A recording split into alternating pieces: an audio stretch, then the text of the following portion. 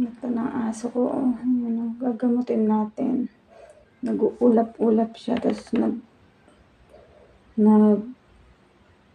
tutubig. Ayan siya, hindi siya masyadong makamulat, oh. Gagamutin natin siya.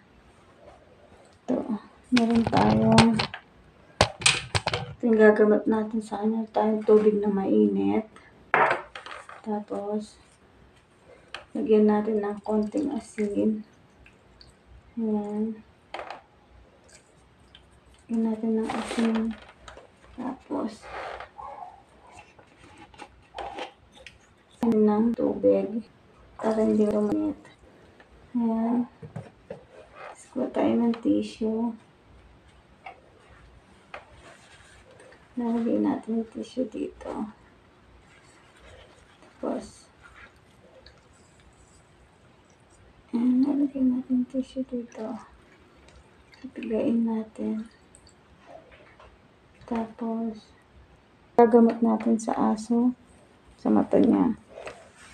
Ang paglagay po, hindi dito lang po sa labas ng mata. Ayan. Ganyan lang po. Ayan. Huwag po masyadong pakadiin. Dito lang po yan. Ayan. Yan lang po yan. Ayan.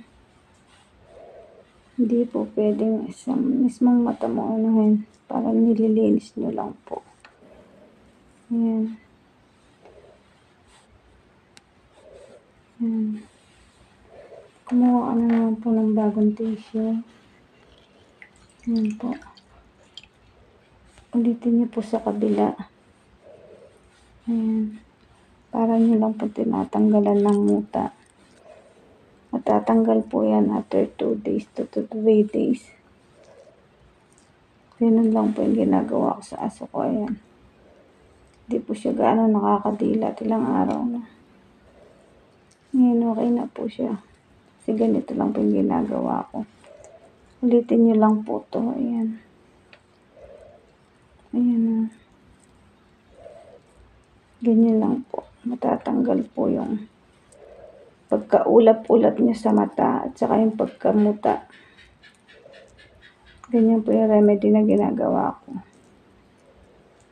Ayan, okay na po siya niyan.